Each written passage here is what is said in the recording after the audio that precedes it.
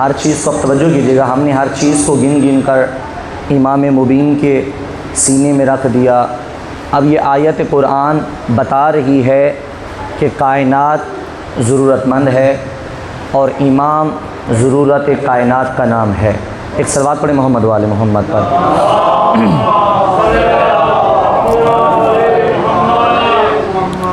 اچھا پھر بھی ایک صلوات پڑھیں محمد والے محمد پر۔ بیٹا چلے جاؤ۔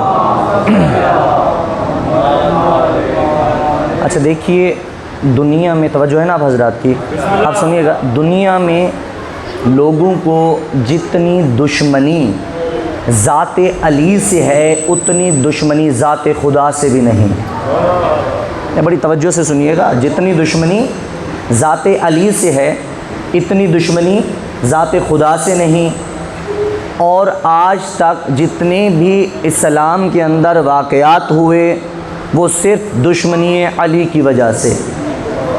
آج اگر ہمیں قتل کیا جا رہا تو دشمنی علی کی وجہ سے، ہمیں مارا جا رہا تو دشمنی علی کی وجہ سے، ہمارے ناموس کو پامال کیا جا رہا تو دشمنی علی کی وجہ سے، ہمارے یہاں پر دہشت گردی، بم بلاسٹ، ٹارگٹ کلنگ، گھروں میں گھس کے مارنا جو بھی ہو رہا دشمنی علی کی وجہ سے۔ جب ڈاکٹر عامر لیاقت نے مولانا حنیف قریشی سے پوچھا تھا کہ یہ بتائیں کہ ابو طالب کو کافر کیوں کہا جاتا ہے، تو حنیف قریشی نے برملا کہا تھا صرف دشمنی علی کی وجہ سے۔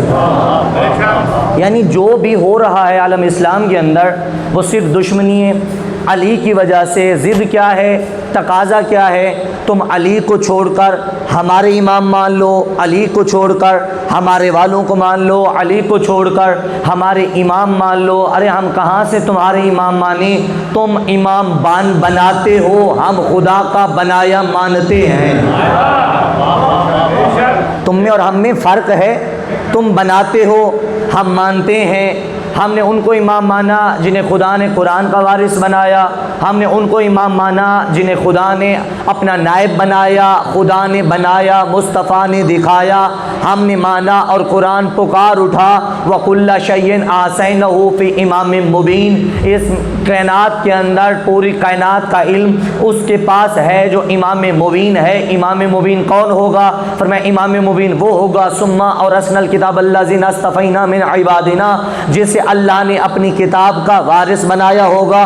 وارث کتاب کون ہوگا؟ قرآن کا دعویٰ ہے لا یمسہ الا المطہرون، میں وہ ہوں کہ جس کو پاک بندہ چھو سکتا ہے، نجس میرے پاس نہیں آ سکتا، نجاست میرے قریب نہیں آ سکتی۔ پھر وارث قرآن وہ ہونا چاہیے جس کے بارے میں قرآن گواہی دے رہا ہو انما یرید اللہ لیذھب عنکم الرجس اہل البیت ویطہرکم تطہیرا۔ فرمایا جیسا میں پاک ہوں ویسے 14 پاک ہیں، جیسے میں پاک ہوں میرے وارث بھی ویسے پاک ہوں گے۔ اب قرآن ہے کیا؟ فرمایا قرآن ام الکتاب ہے، قرآن ام الکتاب ہے۔ اب یہاں پہ بھی عالم اسلام سے خطا ہو گئی، وہ کہتے ہیں نعوذ باللہ من ذالک، امی کے معنی جاہل کے ہوتے ہیں، امی کے معنی ان پڑھ کے ہوتے ہیں۔ فرمایا قرآن کہہ رہا ہے کہ هو الذی بعث فی الامیین، کہ ہم نے امیوں میں یعنی کہ ایک پیغمبر بھیجا جو نعوذ باللہ من ذالک ان پڑھ ہے، پڑھا لکھا نہیں، جاہل ہے۔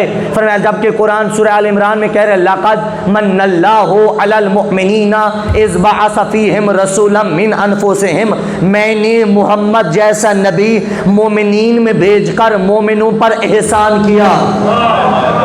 سمجھے گا، میں نے ان کے اوپر احسان کیا کہ ان میں سے ایک نبی بھیجا کا امی کے معنی جاہل کے ہیں۔ اگر امی کے معنی جاہل کے ہیں پھر ام القریٰ مکہ کو کہا جاتا ہے، کیا مکہ جہالت کا مرکز ہے؟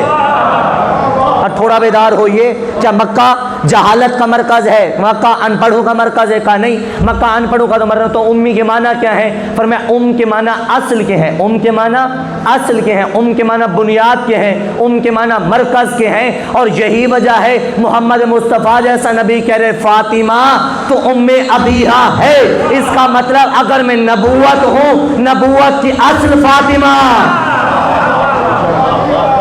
اگر میں یا علی اگر میں رسالت ہوں تو رسالت کی اصل فاطمہ، اگر میں نبوت ہوں تو نبوت کی اصل فاطمہ۔ اب کیا کہا؟ قرآن ام الکتاب ہے، اس کا مطلب یہ ہوا عزیزان گرامی، ام الکتاب مطلب تمام کتابوں کی اصل قرآن ہے۔ یعنی قرآن کتابوں کے مجموعے کو قرآن کہتے ہیں، تمام علوم کی بنیاد کو قرآن کہتے ہیں، تمام علوم کے اساس کو قرآن کہتے ہیں، یعنی قرآن اصل ہے۔ اس کا مطلب یہ ہوا کہ دنیا میں جتنے علوم پائے جاتے ہیں ان سب کی اصل کو قرآن کہتے ہیں، سمجھے گا، ان تمام علوم کی اصل کو قرآن کہتے ہیں۔ اس کا مطلب یہ ہوا دنیا میں جتنی کتابیں ہیں اور ان کتابوں میں جتنا علم پایا جاتا ہے ان سب کی اصل کا نام قرآن ہے، ان سب کی اصل کا نام قرآن ہے، یعنی جو توریت میں ہے وہ قرآن میں ہے، سنیے میرے ساتھ بولے گا، جو قرآن توریت میں ہے وہ قرآن میں ہے، جو زبور میں ہے وہ قرآن میں ہے، جو انجیل میں ہے وہ قرآن میں ہے، آدم کا ذکر قرآن میں ہے، نوح کا تذکرہ قرآن میں ہے، ابراہیم کی خلت قرآن میں ہے، موسیٰ کی ہیبت قرآن میں ہے، عیسیٰ کا زہد قرآن میں ہے، 1,24,000 انبیاء کا تذکرہ قرآن میں ہے، نماز کے مسائل قرآن میں ہے، حج کے روزے کے احکام قرآن میں ہے،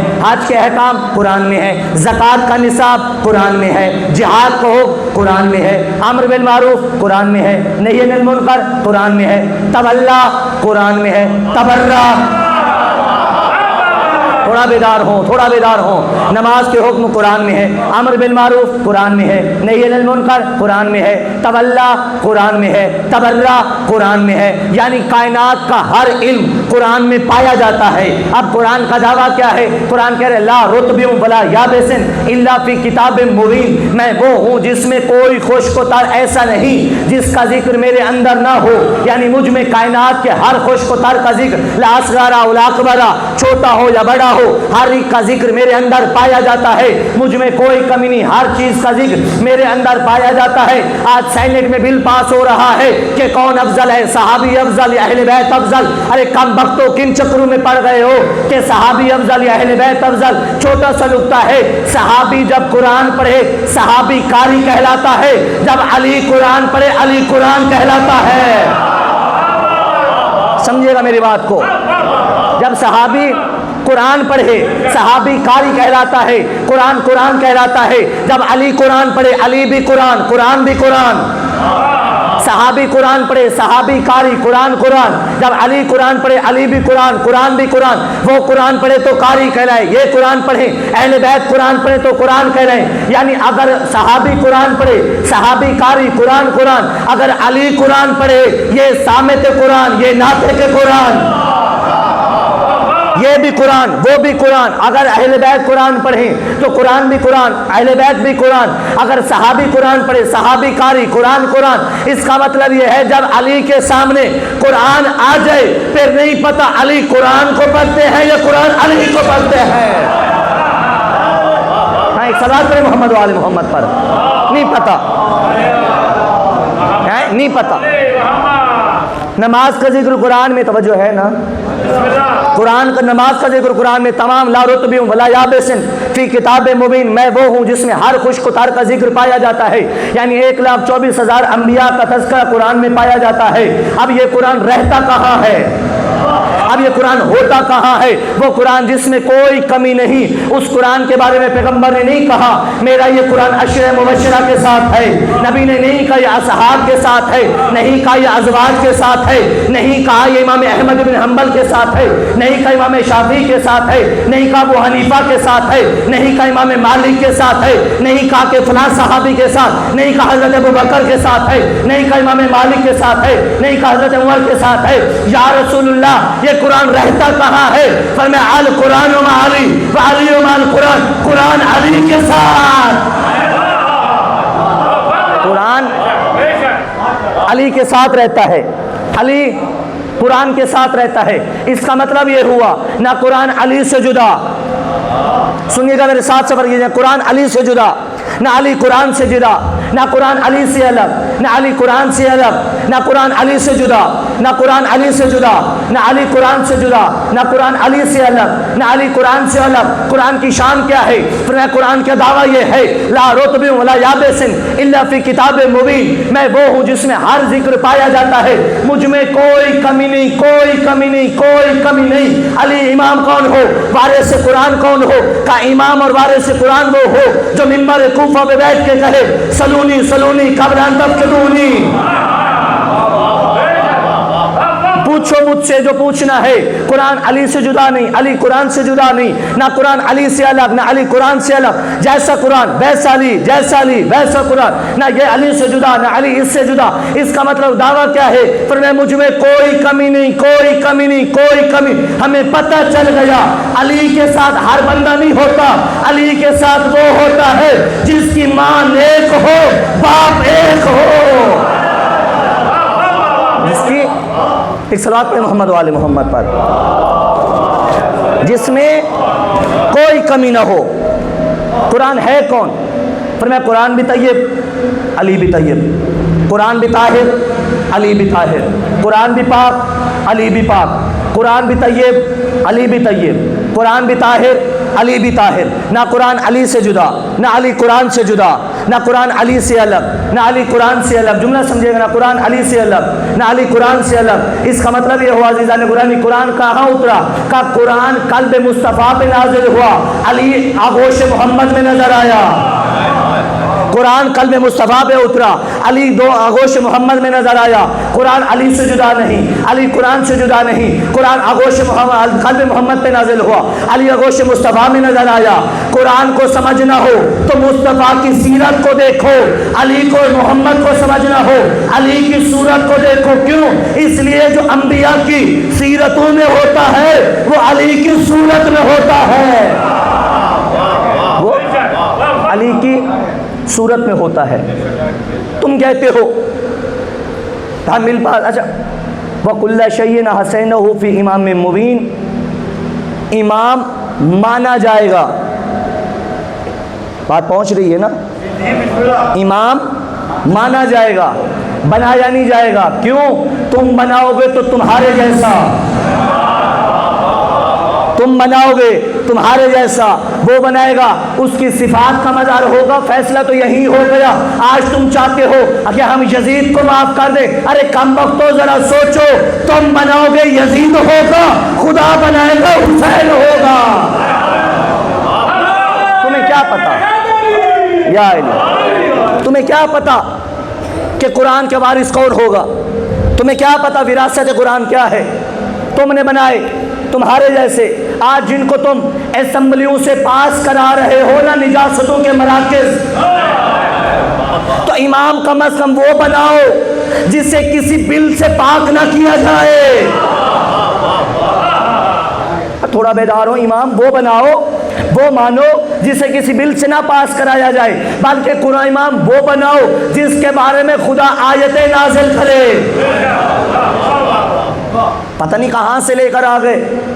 اچھا یہ بات ذہن میں رکھیے، جہاں تک آواز آ رہی ہے، اگر یزید کو معافی مل گئی، اچھا آپ کو پتہ بھی ہے کہ یزید پہ لعنت نہ کرنے کا بار بار کیوں کہا جاتا ہے؟ کیوں کہا جاتا ہے کہ یزید کا معاملہ خدا کا اور اللہ کا معاملہ ہے؟ تم یزید کو کچھ نہ کہا کرو، تم یزید پہ لعنتیں نہ بھیجا کرو، یزید کا اور خدا کا معاملہ ہے، تم یزید کو کچھ نہ کہا کرو۔ سنے جوان، سنے بچے، آج اگر یہ ہمیں کہتے ہیں نا کہ تم یزید کی آڑ میں فلاں فلاں کو لعنتیں کرتے ہو، تبرہ کرتے ہو، ارے ہم تو انہیں تبرے کے لائق بھی نہیں سمجھتے۔ بھائی ذرا بیدار ہوں، ہم کسی کو، ہم یزید کو ہی ٹارگٹ کرتے ہیں۔ ہمارے مطمع نظر یہ آج کا یزید تھا، وہ کل کے یزید تھے۔ اچھا آج اگر یزید کو چھوڑ دیا کیا ہوگا شہزاد بھائی؟ پتہ ہے یہ یزید کی آڑ میں قاتل زہرا کو بچانا چاہتے ہیں۔ یار تھوڑا بیدار ہو، یہ یزید کی آڑ میں قاتل زہرا کو بچانا چاہتے ہیں، یزید کی آڑ میں قاتل علی کو بچانا چاہتے ہیں، یزید کی آڑ میں قاتل مصطفیٰ کو بچانا چاہتے ہیں، یزید کی آڑ میں قاتل حسن کو بچانا چاہتے ہیں۔ اچھا پچھلے دنوں ایک کلپ بڑا وائرل ہوا پڑا تھا کہ آپ کس طرح سے ان کو کلیم کرتے بلیم کرتے ہیں کہ نہیں یار ان کی تو بڑی رشتہ داری ہوتی تھی، وہ خلیفہ اول کی پڑپوتی امام جعفر صادق کی ماں بنتی ہیں جناب ام فروا، اور جو ہے چلیں آپ تھوڑا سمجھ بھی لیں۔ وہ جناب جعفر صادق کی والدہ بنتی ہیں، ان کی تو بڑی کلوز رشتہ داری تھی، وہ محمد بن ابی بکر کی پوتی بنتی ہیں، خلیفہ اول کی پڑپوتی بنتی ہیں، اتنا قریبی رشتے ہیں، اتنا قریبی رشتے ہیں، لہذا تم کیوں کہتے ہو تم شیعوں نے خود سے بات کو گھاڑ لیا، تم شیعوں نے خود سے بات کو بنا لیا؟ ان کی تو آپس میں بڑی رشتہ داری تھی، ان کے تو بڑے قریبی تعلقات تھے، انہوں نے تو رشتے دیے ہوئے تھے، انہوں نے تو رشتے لیے ہوئے تھے۔ اچھا ایک رشتہ تم بتاتے ہو، ایک رشتہ ہم بناتے ہیں، جودہ بنت اشعث ابن قیس الکندی، جودہ بنت اشعث ابن قیس الکندی خلیفہ اول کی بھانجی ہے، یہ کیوں نہیں بتاتے؟ بھائی تم یہ کیوں نہیں بتاتے؟ یہ بھی تو بھانجی ہے، وہ محمد ابن اشعث ابن قیس الکندی جس ملعون نے حسین کو میدان کربلا میں نیزہ مارا، یہ بھانجا ہے۔ تم یہ کیوں نہیں بتاتے؟ پوتی کا رشتہ یاد آ جاتا ہے، جہاں فائدہ نظر آئے وہاں رشتہ داری نکال لی۔ تم یہ بھی تو بتاؤ کہ بھانجی قاتل بھی ہے، بھانجا قتل حسین میں بھی ہے۔ اور پڑھیے نہج البلاغہ جو ان کے بہنوئی ہیں، محمد ابن بہنوئی ہیں جو اشعث ابن قیس، نہج البلاغہ کا پورا خطبہ ہے، یہ آیا تھا علی کے پاس رشوت لے دے کے، توجہ ہے نا، رشوت لے کے حلوہ بنا کے لے آیا، شہد میں گوندھ کے علی کو رشوت دینے آیا۔ علی فرماتے تیری عقل ماری گئی ہے، تو علی جیسے امام کو حلوہ دے کے رشوت دینا چاہتا ہے؟ اگر علی کے ہاتھ میں 14 طبق کی شاہی رکھ دی جائے اور علی کو کہا جائے اس زمین پہ چلنے والی چینٹی کے منہ سے جو کا جانا چھین لے، علی کائنات پہ لعنت کرے گا، لیکن چینٹی کے منہ سے دانا چھیننے کا ظلم نہ کرے گا۔ علی یا علی اتنا ظلم نہ کرے گا۔ تم کیا سمجھتے ہو؟ کبھی یہ رشتے بتاؤ، اور بھی تو بتاؤ۔ آئیے، وراثت قرآن کس کے پاس ہونی چاہیے؟ تم نے کہا یہ مان لیں گے، ہم پاس کرا لیں۔ شیعہ بھائی یاد رکھیے، ہم مرتے مر جائیں گے پر کسی ایسے بندے کی بیعت نہ کریں گے جسے علی نے نہ مانا ہو۔ بھائی ہمارا مرنا، ہمارا جینا، ہماری زندگی، ہماری سانسیں، ہماری آل، ہماری اولاد، ہمارے بچے، ہمارے گھر، ہماری پورا سراپا امانت ہے علی کی، اور ہم نے وفا آج ہم نے نہیں مانا علی کو، آج ہم نے نہیں مانا کہ تم کہو آج ہم نے مانا ہے، ہم نے آج علی کو نہیں مانا، ہم نے وہاں مانا تھا جب حالت ارواح میں تھے، عالم ارواح میں تھے۔ وہ بڑا کسی نے خوبصورت کہا، اگر میں نہیں بھولتا، انہوں نے کہا یہ ذات نسل رنگ، یہ ذات نسل، یہ خون بدن ذات نسل رنگ کے رشتے، اسی طرح سے یہ ذات بدن رنگ نسل خون کے رشتے بے معنی ہے گر علمی نہ رشتہ ہو علی کا۔ ہم نے تو اس باپ پہ بھی لعنت کی ہے جو باپ ہے علی کی ولایت کا منکر۔ اگر ہمارا باپ بھی علی کی ولایت کا منکر، ہم نے اس کو بھی نہیں مانا۔ ہمارا سب کچھ علی کے ساتھ، جسے علی نے مانا۔ تم کم بخت ہو، بدبخت ہیں لوگ، وہ چاہتے ہیں 4 بندوں کی اسمبلی ہال سے ہم جا کر عقائد بدل دیں گے، ہم ان سے لوگوں کو منوا لیں گے۔ بس آسان سی بات ہے، 1400 سال پہلے اگر تم علی سے بیعت لے جاتے تو ہم بھی کر لیتے۔ تم نے کبھی علی سے نہیں لے سکے، تب تو اکیلا تھا نا، 25 سال ڈٹا رہا، اکیلے تھا نا علی، 25 سال ڈٹا رہا، صرف وجہ صرف یہی تھی میرے بھائی کے دین پہ آنچ نہ آئے۔ ایک صلوات پڑھیں ذرا محمد وآل محمد پر، میرے بھائی کے۔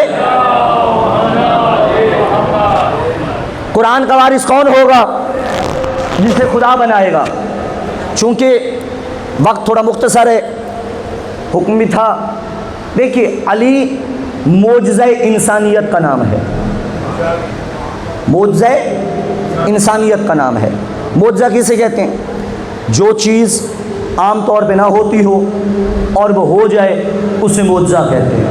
سادہ سی تعریف، کوئی لمبی چوڑی بحث نہیں۔ چاند کبھی بھی 2 ٹکڑے نہیں ہوتا، اگر کسی کی انگلی کے اشارے سے ٹکڑوں میں بدل جائے اسے معجزہ کہتے ہیں۔ دریا کبھی بھی راستہ کسی کے لیے نہیں بناتا، اگر موسیٰ کے لیے 12 راستے بنا دے اسے معجزہ کہتے ہیں۔ آگ کبھی بھی کسی کے لیے گلزار نہیں بنتی، اگر ابراہیم کے لیے گلزار بن جائے اسے معجزہ کہتے ہیں۔ سورج کبھی بھی مغرب سے نہیں پلٹتا، لیکن اگر علی کی انگلی کی پشت پہ اگے ہوئے ناخن سے سورج پلٹ پڑے اسے معجزہ کہتے ہیں۔ اگر کعبہ میں کوئی عام بندہ پیدا نہیں ہوتا، اگر علی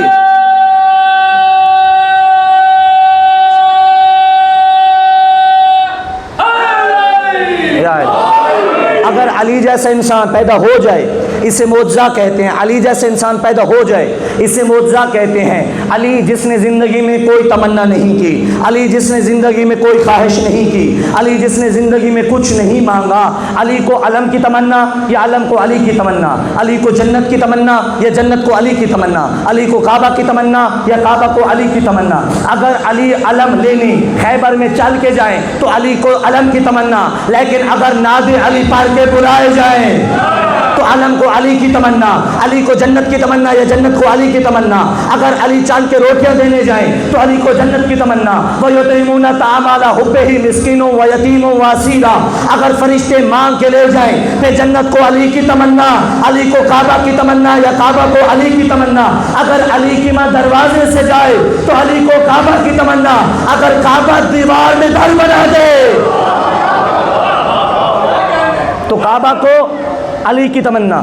تم کہتے ہو یہی علی ہم بلوں سے پاس کرا لیں گے، یہی علی بلوں سے منوا لیں گے۔ امام حسین کے کسی شاعر نے بڑے خوبصورت جملے کہے ہیں۔ حسین کہتے ہیں، وہ شاعرانہ انہوں نے انداز بنایا ہے، بڑا خوبصورت ہے۔ وہ کہتے ہیں حسین نے یہ 1400 سال پہلے بتا دیا تھا۔ بہت دوسرے 6-7 مصرے ہیں، کسی پہ توجہ نہ کریں، خدا کے لیے دوسرے مصرے پہ آپ اگر توجہ کر لیں اس مجلس کی قبولیت کے لیے یہی کافی ہوگا۔ حسین آئے اور حسین کہتے ہیں، یہی سے آج کے تناظر میں اس کو دیکھیے، حسین کہتے ہیں جو بھی میرے گھر کی عداوت میں ڈھلے گا مکے میں بھی سوئے تو جہنم میں جلے گا۔ نہیں پہنچ پایا آپ۔ جو بھی میرے گھر کی، پھر سننا، جو بھی میرے گھر کی عداوت میں ڈھلے گا مکے میں بھی سوئے، مدینے میں بھی سوئے، مکے میں بھی سوئے تو جہنم میں جلے گا۔ دوزخ کا عذاب نہ اس کے بدن سے ٹلے گا، مر جائے مصلی پہ مگر ہاتھ ملے گا۔ حسین کہتے بس اس کی عبادات میں راضی وہ جلی ہے جس کے دل میں میرا باپ علی ہے، جس کے دل میں میرا باپ۔ کوئی تمنا نہیں کی علی نے ساری زندگی، نہ علی نے جنت کی تمنا کی، نہ علی نے علم کی تمنا کی، نہ علی نے کعبہ کی تمنا کی۔ کوئی تمنا نہ کرنے والا علی مصلی عبادت پہ کھڑے ہو کے کہہ رہے ہیں مالک مجھے عباس دے دے، مجھے عباس دے دے۔ اب ذرا اندازہ کرے عظمت عباس کا کہ مجھے عباس دے دے۔ آئے عباس دنیا میں، آنکھ نہیں کھولی، علی مسجد میں تھے، اطلاع ہوئی مولا آپ کا فرزند آیا ہے۔ علی گھر آئے، ام البنین کا چہرہ دیکھا، ام البنین کیوں پریشان ہو؟ کہ مولا جب سے آیا آنکھیں نہیں کھولتا۔ علی فرماتے ہیں آنکھ تو تب کھولتا جب میں نے اپنے لیے مانگا ہو۔ میرے ساتھ سفر کیجیے گا، آنکھ تو تب کھولتا جب میں نے اپنے لیے مانگا ہو۔ بلاؤ میرے حسین کو۔ حسین آئے، علی نے کہا حسین اب اپنی امانت لے، قرآن نے اپنے سپارے کو لیا۔ عباس نے حسین کے ہاتھوں کے لمس کو محسوس کیا، نگاہ کھولی، پہلی نگاہ حسین کے چہرے پہ پڑی، یعنی وعدہ کر کے بتا دیا مولا پہلی آنکھ آپ کے ہاتھوں میں کھولی۔ پوچھا مولا اس کا نام کیا ہے؟ فرمایا اس کا نام عباس ہے۔ سنیے، چونکہ حکم یہی تھا عباس۔ جناب زینب عالیہ نے جب سنا نا، بی بی دوڑ کے آئی اور فوراً سے عباس کو لیا اور آقا کے کانوں میں کچھ کہنے لگی۔ علی فرماتے ہیں زینب اتنی بےتاب کیوں ہو رہی ہو میری جان؟ بیٹا تو نے تو اسی کو پالنا ہے، تو نے تو اسی کو جوان کرنے، اتنی جلدی کس بات کی؟ تڑپ کے کہا بابا میں عباس کو ماں زہرا کا سلام دے رہی ہوں۔ یا علی آپ جب جاتے ہیں نا کربلا، آپ ابھی جو ہو کے ہیں، جو باقی بھی ہیں، جب عباس کے روضے کے سامنے جاتے ہیں نا تو زیارت نامہ اٹھاتے ہیں، کبھی پہلا جملہ سمجھ لینا، عظمت عباس سمجھ آتی ہے۔ پہلا جملہ یہ ہے سلام اللہ و ملائکتہ ہی، عباس وہ ہے جسے اللہ سلام بھیجتا ہے، ایسے ہی ہے نا جسے ملائکہ سلام بھیجتے ہیں۔ کہا ماں، میری ماں نے سلام بھیجا ہے۔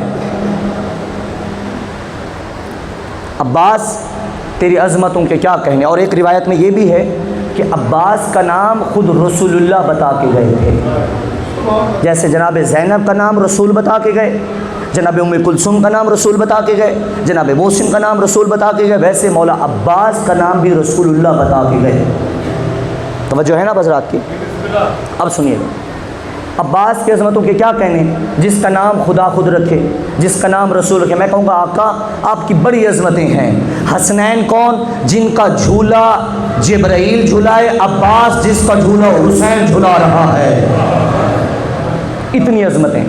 اچھا ہم نے عباس کو دیکھا، اچھا مجھے ایک بات بتائیے، جو ہی عباس کا نام آتا ہے ذہن میں فوراً کیا آتا ہے؟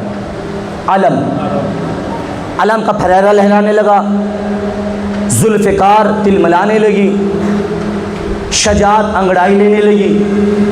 ہم نے عباس کو جب دیکھا ہمارے ذہن میں یہ آیا، لیکن جب میں نے عباس کو اپنی نظر سے دیکھا، ہم نے دیکھا اور ہم نے بے ساختہ کہا اس میں محمد کا اخلاق بھی ہے۔ خدا کے لیے بیدار ہوئی، اس میں محمد کا اخلاق بھی ہے، علی کی شجاعت بھی ہے، زہرا کی حیا بھی ہے، حسن کا مزاج بھی ہے، حسین کی شرافت بھی ہے، سجاد کی عبادت بھی ہے، باقر کا علم بھی ہے، جعفر کی صداقت بھی ہے، کاظم کا صبر بھی ہے، رضا کی رضایت بھی ہے، تقی کی سخاوت بھی ہے، نقی کی نقاوت بھی ہے، عسکری کی ہیبت بھی ہے، اور مہدی کی غیبت بھی ہے، مہدی کی غیبت بھی ہے۔ اب ہم نے عباس کو دیکھا، ہمیں لگا اس میں رسول کا اخلاق بھی ہے، علی کی شجاعت بھی ہے، زہرا کی حیا بھی ہے، حسن کا مزاج بھی ہے، حسین کی شرافت بھی ہے۔ اب جب اس کا مطلب یہ ہوا عباس کو دیکھو محمد کو جانو، عباس کو دیکھو علی کو مانو، اب محاوس کو دیکھو زہرا کو پہچانو، عباس کو دیکھو حسن کو تسلیم کرو، عباس کو دیکھو حسین کو مانو۔ اگر اس کا مطلب یہ پنجے تن کیوں آئے؟ فرمایا پنجے تن اس لیے آئے تاکہ اللہ پہچانا جائے، عباس اس لیے آئے تاکہ پنجے تن پہچانے جائیں، تاکہ ایک صلوات پر محمد والے محمد پر، تاکہ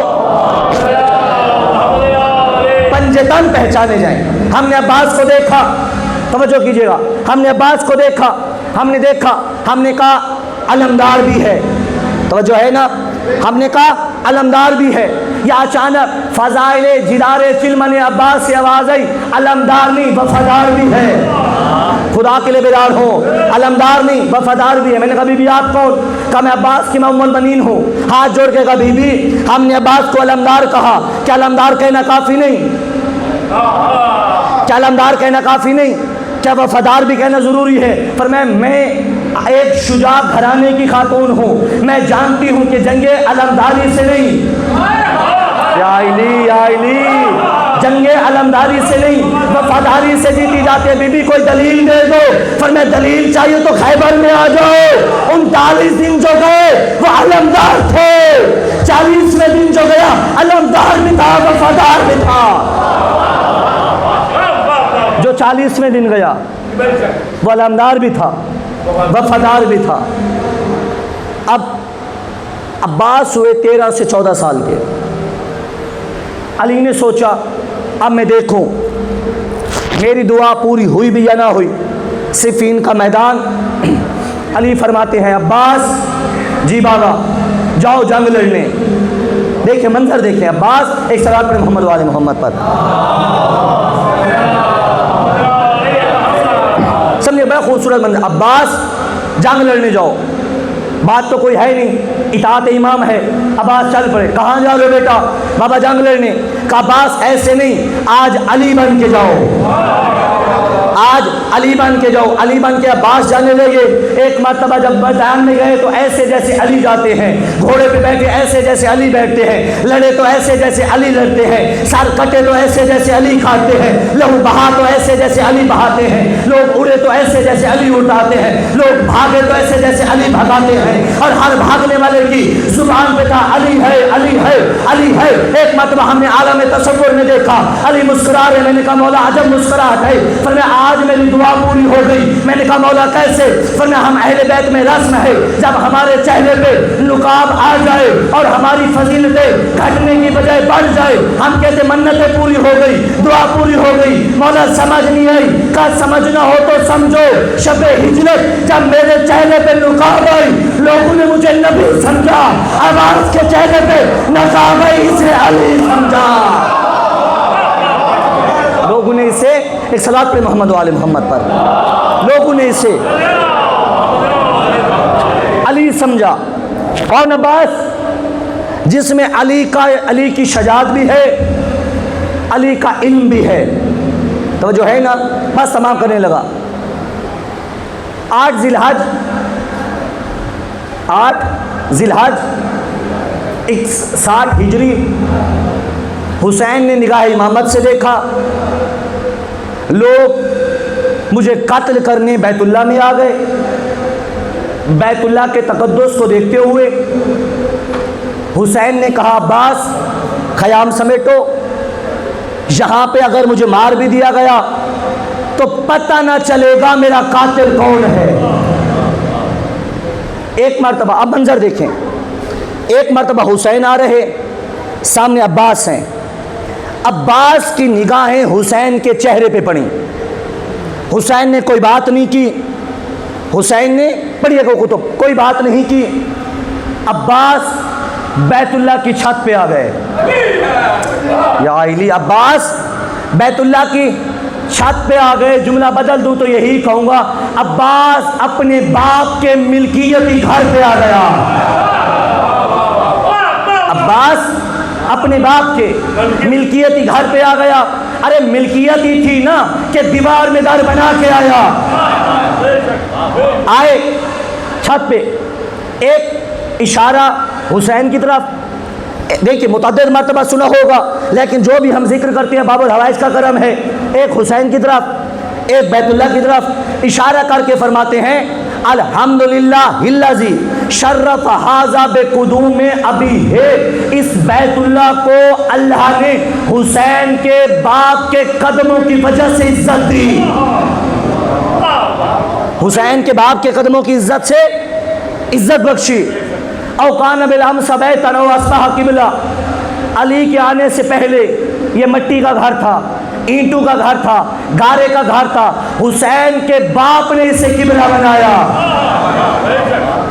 حسین کے باپ نے اسے قبلہ بنایا۔ اس کے بعد بڑا عجیب جملہ فرمایا، عباس فرماتے ہیں ایتھا الکفرۃ الفجرہ، اللہ اکبر۔ سامنے مجمع کس کا ہے؟ حاجیوں کا۔ کس کا ہے؟ پھر سمجھے کس کا ہے؟ ایک بات ذہن میں رکھ کے بیٹھیے گا، معصوم کا قاتل کبھی حلال ہی نہ ہوگا۔ نہیں پہنچے آپ، بہت آپ نے بڑا جملہ ذہن کر دیا۔ معصوم، کسی نے 5ویں یا 6ٹھے امام سے پوچھا مولا یہ بتائیے فرعون نے ہزاروں کوششیں کرنے کے بعد موسیٰ کو قتل کیوں نہ کیا؟ فرمایا کچھ بھی تھا حلال زیادہ تھا، حلال زیادہ تھا، اور مولا آپ کے قاتل جو بھی ہے۔ اچھا عباس ہیں کہاں؟ بیت اللہ کی چھت پہ۔ سامنے کون ہے؟ اونچا بولیے۔ حالت احرام میں حج کر رہے ہیں، عمرہ کر رہے ہیں، حاجی بنے ہوئے ہیں۔ عباس بیت اللہ کی چھت پہ ہیں اور عباس کہہ رہے ہیں ایتھا الکفرۃ الفجرہ، اے کافرو اے فاجرو۔ اے کافرو اے فاجرو اے کافرو اے فاجرو. مولا دیکھیے حاجی ہیں, حالت احرام میں ہیں, آپ کہہ رہے ہیں اے کافرو اے فاجرو اے کافرو اے فاجرو. خدا کی قسم یہ عباس کا خطبہ نہیں, قیامت تک کے لیے فتویٰ ہے. عباس کہہ رہے ہیں اے کافرو اے فاجرو, یعنی عباس آج بتا رہے ہیں جو بھی حسین کا دشمن ہے بھلے حاجی ہو کافر ہے. بسم اللہ.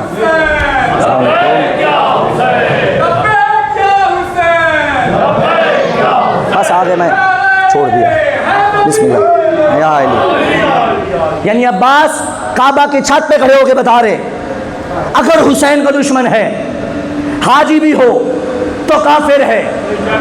اگلا جملہ سنیں, فرمایا لولا حکم اللہ ہے, اگر اللہ کی حکمت نہ ہوتی, اگر اللہ کی حکمت نہ ہوتی اور اللہ لوگوں کو مشکل سے بچانا نہ چاہتا, پریشانی سے بچانا نہ چاہتا, تو حسین کو کعبہ جانے کی ضرورت نہ تھی, کعبہ چل کے حسین کے قدموں میں آ جاتا. کعبہ چل کے. اس کے بعد کا جو جملہ ہے نا وہ موضوع سے ریلیٹڈ ہے. 1400 سال پہلے عباس بتا گئے تھے کہ شجر طیبہ اور شجر خبیثہ کبھی برابر نہیں ہو سکتے. عباس فرما رہے ہیں حیحات فانظروا ثم انظروا ممن شارب الخمر و ممن صاحب الحوض والکوثر. ارے بدبختو, کس کو کس سے ملا رہے ہو؟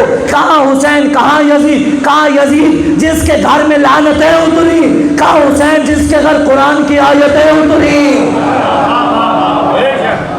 اس کے بعد فرماتے ہیں ممن صاحب الحوض والکوثر. تم یزید اور حسین کو ملا رہے ہو بدبختو. یزید کون کہ جو شراب پینے والا, حسین کون جو جام کوثر پلانے والا.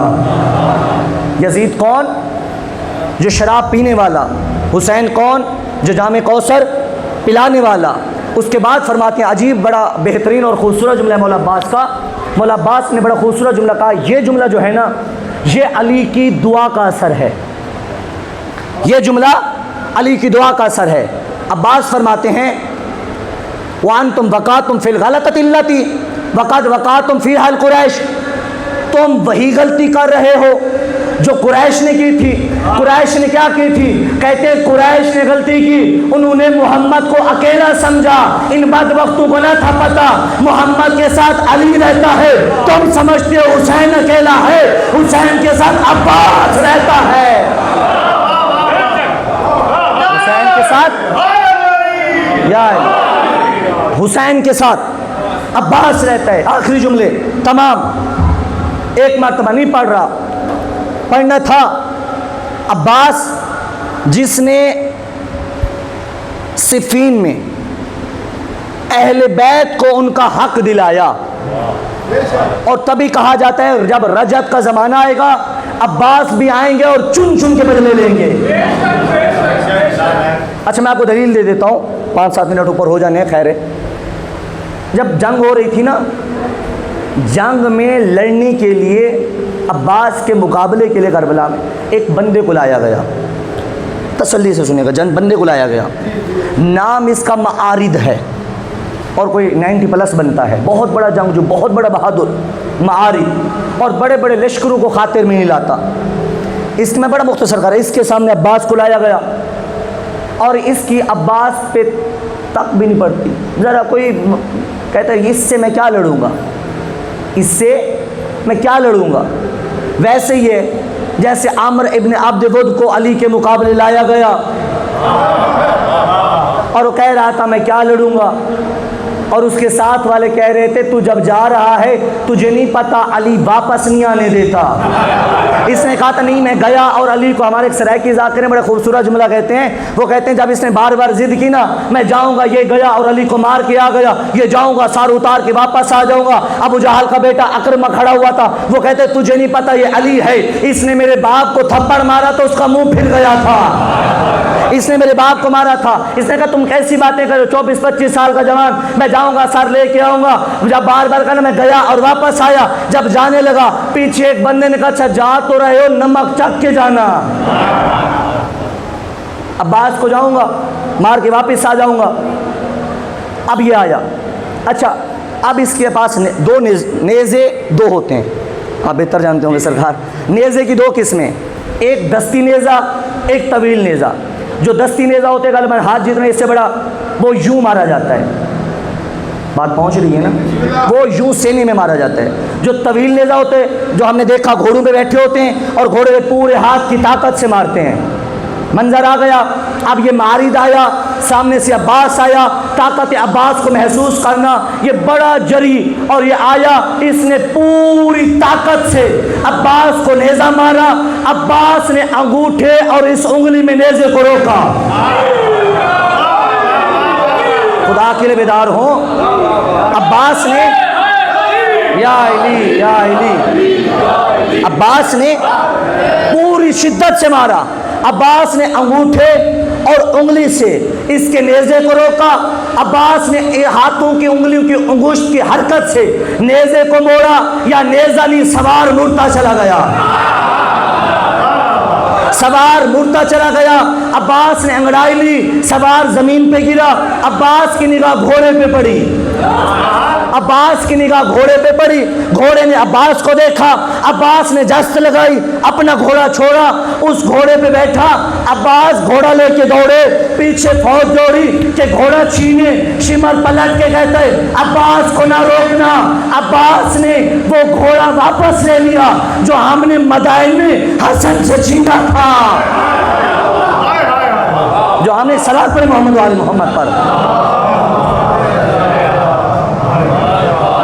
عباس کو نہ روکنا. عباس وہ گھوڑا لے گیا جو ہم نے مدائن میں حسن سے چھینا تھا. کس سے؟ حسن سے. آج اگر عباس ہے تو وہ حق اہل بیت کا واپس دلا رہا ہے. اب تم پریشان نہ ہو، گھبراؤ نہ کہ ہم حق نہیں لے سکتے. یہ تو عباس ہے، جب کل مہدی آئے گا. اچھا، اب سارا لشکر، اکثر کہتے ہیں یہ سارا لشکر کس کے لیے آیا؟ اکیلے عباس کے لیے. میدان کربلا میں سارا لشکر کس کے لیے؟ اب سکلین میں آپ سے کیا وعدہ پورا کرنے لگا، اب تک حسنین کا تھا. سارا لشکر کس کے لیے آیا؟ عباس کے لیے، کہ عباس سے علی کا بدلہ لیں گے. اچھا، اب دو چیزیں ہوتی ہیں بس ربط مسائب. دو چیزیں ہوتی ہیں، ایک ہوتا ہے حسب، ایک ہوتا ہے نسب. حسب میرا باپ، میرا دادا، میرا پردادا، ایسے ہی ہے. نسب میرا بیٹا، اس کا بیٹا، اس کا بیٹا، قیامت تک. 9 لاکھ عباس کے سامنے آیا کہ عباس گھبرا جائے گا. عباس نے 9 لاکھ کی آنکھوں میں آنکھیں ڈالی. اگر میں مولانا بلال کاظمی صاحب انڈیا والے کا جملہ کہہ دوں تو انہوں نے یہ کہا کہ 18 لاکھ آنکھوں پہ عباس کی 2 آنکھیں حکمرانی کر رہی ہیں. 18 لاکھ آنکھوں پہ 2 آنکھیں حکمرانی کر رہی ہیں. عباس نے 9 لاکھ کو دیکھا، مسکرا کے فرماتے ہیں حسب نسب کے حرام زادو. خدا کے لیے چپ نہ بیٹھنا. حسب نسب کے حرام زادو، عجب پستی میں ڈھل رہے ہو، غلیظ ماؤں کا دودھ پی کر وجود کوثر سے جل رہے ہو. سنیے گا سنیے گا سنیے گا. حسب نسب کے حرام زادو، عجب پستی میں ڈھل رہے ہو، غلیظ ماؤں کا دودھ پی کر وجود کوثر سے جل رہے ہو. زمین حق مہر فاطمہ ہے، اناج کھا کے بدل رہے ہو. نمک حرام ہو اسی سے لڑتے ہو جس کے ٹکڑوں پہ پل رہے ہو.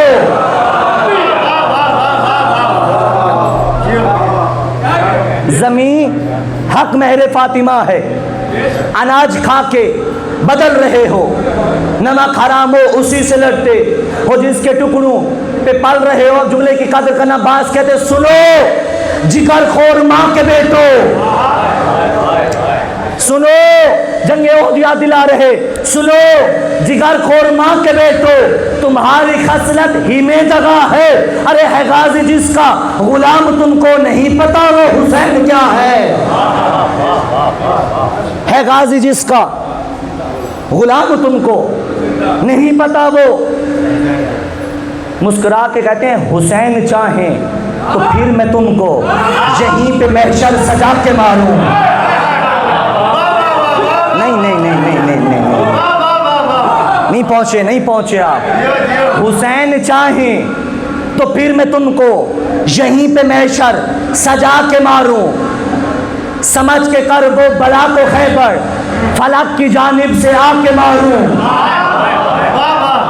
سمجھ کے کرب و بلا کو خیبر فلک کی جان، مجھے نہیں پتہ اس جملے پہ آپ کون بولنے والا ہے، سمجھ کے کرب و بلا کو خیبر فلک کی جانب سے آ کے ماروں، اگر میں چاہوں تمہیں مٹا دوں، مٹا کے پھر سے بنا کے ماروں۔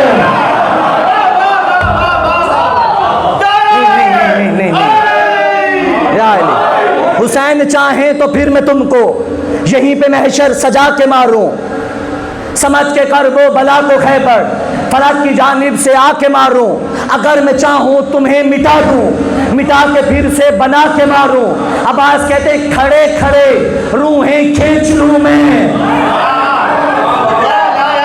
کھڑے کھڑے کھڑے کھڑے روحیں کھینچ لوں میں، قضا نگر سے ہے میرا رشتہ، روح بدن سے نکالتا ہے ہمارا نوکر ہے وہ فرشتہ، ہمارا نوکر ہے وہ فرشتہ۔ اور یہی وجہ ہے اور یہی منظر کشی امام سجاد دربار یزید میں کر کے کہتے یزید تو ہمیں ڈرا رہا ہے، میں سجاد اپنی نگاہ امامت سے دیکھ رہا ہوں تجھے منبر سے تیرے تخت سے گھسیٹ کر قبر کے جہنم میں ڈالا جا رہا، تجھے قبر کے جہنم میں ڈالا جا رہا ہے، تو ہمیں ڈراتا ہے۔ اچھا ایک بڑی بہترین بات ہے، بڑی خوبصورت، بڑی عجیب و غریب بات ہے ربط مصائب۔ جب قرآن پڑھا جائے، قرآن پڑھنا کیا ہے؟ عبادت۔ انشاءاللہ یہ تو چونکہ حکم تھا، زندگی باوفا کبھی مولا کے مکمل فضائل بیان ہوں گے۔ بڑا سنیے، جب آذان ہو رہی ہو، میں چہرے دیکھ رہا ہوں، جب آذان ہو رہی ہو اگر تم قرآن بھی پڑھ رہے ہو تو تم پہ لازم ہے تلاوت بند کرو، آذان کو سنو۔ دربار یزید ہے، تخت پہ یزید ہے، سجاد قرآن پڑھ رہا ہے، وہاں سے آذان شروع ہوئی، سجاد نے تلاوت قرآن نہ روکی، سجاد نے تلاوت قرآن نہ روکی، یعنی سجاد زمانے کو رہتی قیامت تک کے لیے پیغام دے رہے ہیں، یاد رکھو اگر حسین کے علاوہ کوئی اذان ہو، حسین کو امام مانے بغیر کوئی امام ہو، وہ اذان نہ ہوگی۔ اور یہی وجہ ہے کہ محسن نقوی نے بڑا خوبصورت اور میں ہمیشہ پڑھتا ہوں، ارے تم عظمت سجاد کیا سمجھو گے، جو سجدے کرے وہ ساجد ہے، جسے سجدے تلاش کرے اسے سجاد کہتے ہیں۔ ایک صلوات مولا کی ذات پر۔ کون سجاد؟ لائٹس بند کر دو۔ کون سجاد؟ جو چشمدید گواہ ہے میدان کربلا کا۔ بس 3 سے 4 روایتیں، وقت نہیں رہا۔ سجاد جو چشمدید گواہ ہے میدان کربلا کا۔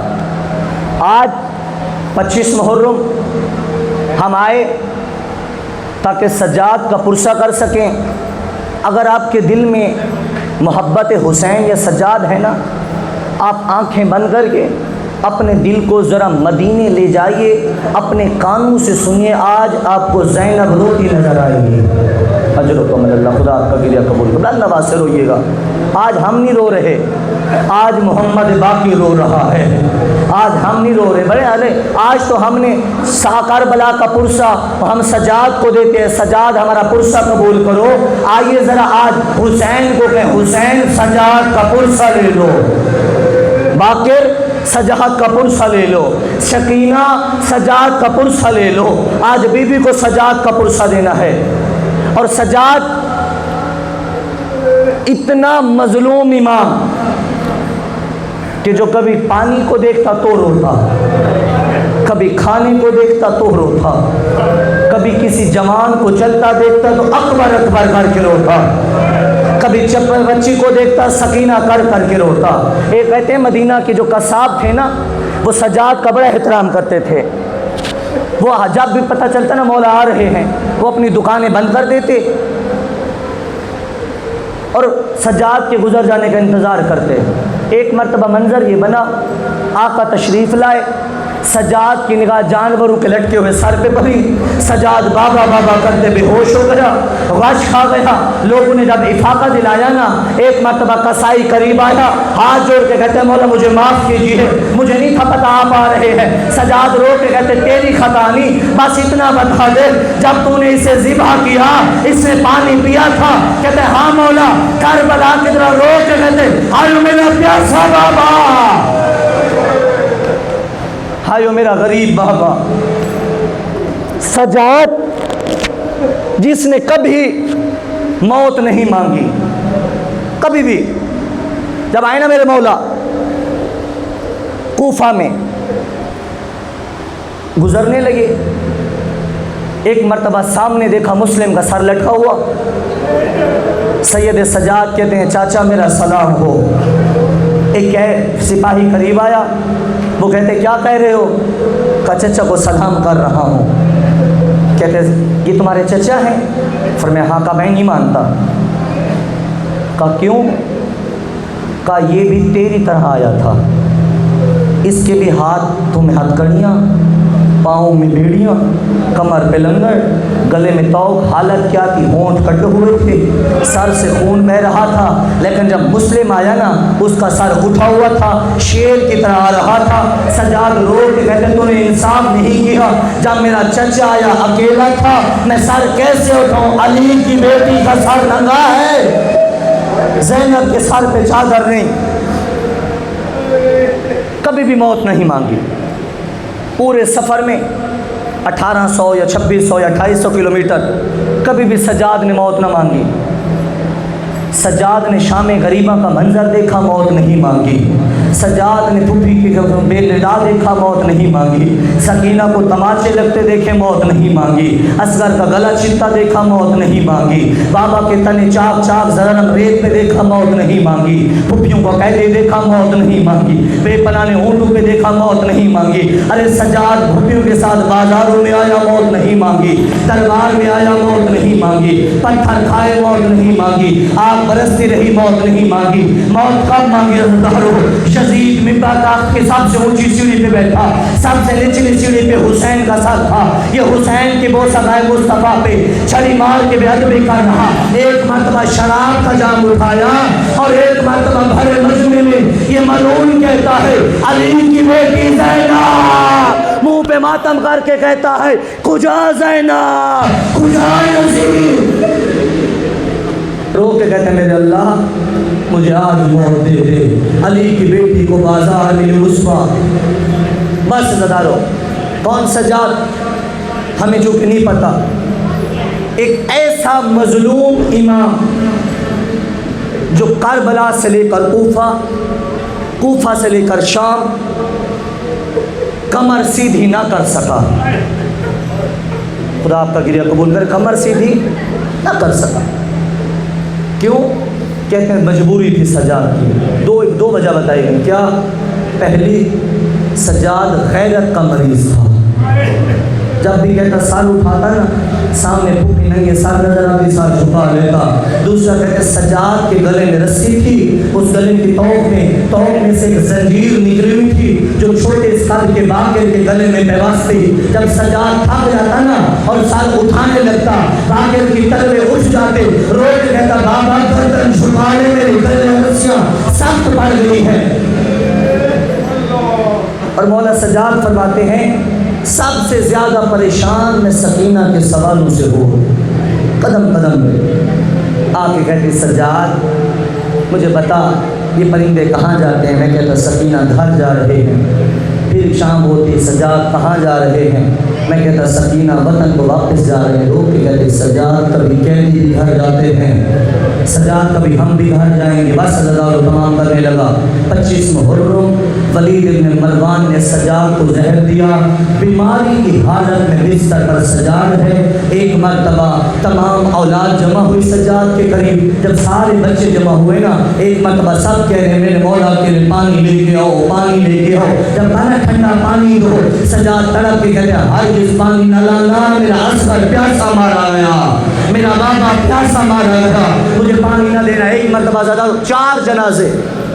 4 جنازے ایسے جنہیں غسل دینے والے دھاڑے مار کے روئے۔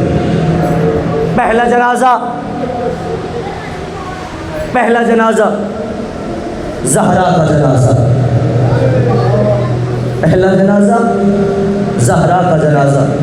جب علی غسل دے رہے ہیں نا زیادہ لوگ، زہرا کا ہاتھ پہلو پہ ہے، ایک مرتبہ علی رو کے فرماتے ہیں سیدہ اپنا ہاتھ ہٹائیے نا، ایک مرتبہ زیادہ لوگ زہرا کا ہاتھ ہٹا، تاریخ ہے کہ علی کی پیشانی دیوار میں لگی، پانی کا جام نیچے گرا، تڑپ کے کہا زہرا کیوں چھپا کے رکھا، آغازی مولا کیوں رو رہے ہیں؟ فرمایا میں آج دیکھ رہا ہوں زہرا کے پہلو میں ٹھوکروں کے نشان ہیں۔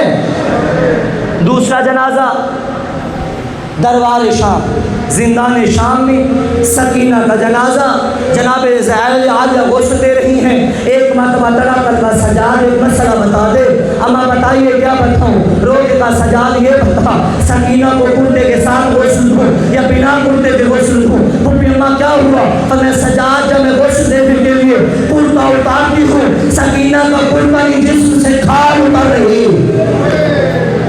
تیسرا جنازہ امام موسیٰ کاظم کا جنازہ، جب میرے مولا رضا غسل دینے لگے نا، ایک مرتبہ دھاڑے مار کے روئے، کس دن کا مولا کیا ہوا؟ فرمایا کیسے بتاؤں؟ میرے بابا کے جسم کا گوشت زندان کی سلاخیں کھا گئی۔ تب امام زمانہ کہتے ہیں میرا سلام اس قیدی پر جس کے بدن کا گوشت زندان کی سلاخیں کھا گئی۔ چوتھا جنازہ امام سجاد کا جنازہ، محمد باقر غسل دے رہے، ایک مرتبہ دھاڑے مار کے روئے، کس دن کا مولا کیا ہوا؟ کہ جب میں نے بابا کو غسل دیا، میں نے بابا کی کمر کو پلٹا، ایک بابا کے جسم پر شمن کے تازیانوں کے نشان باقی نے قبر پہ لٹایا، ایک مرتبہ میرے بابا کا جنازہ آرام سے رکھنا، اجر